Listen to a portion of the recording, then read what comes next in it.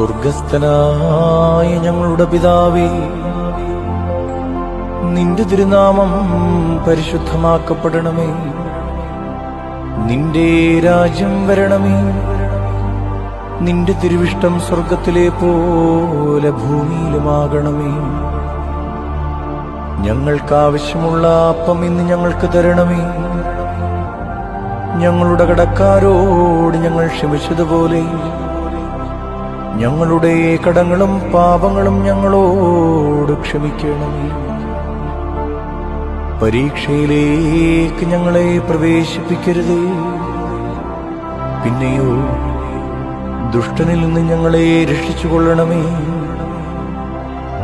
എന്തുകൊണ്ടെന്നാൽ രാജ്യവും ശക്തിയും മഹത്വവും എന്നേക്കും നിനക്കുള്ളതാകുന്നു.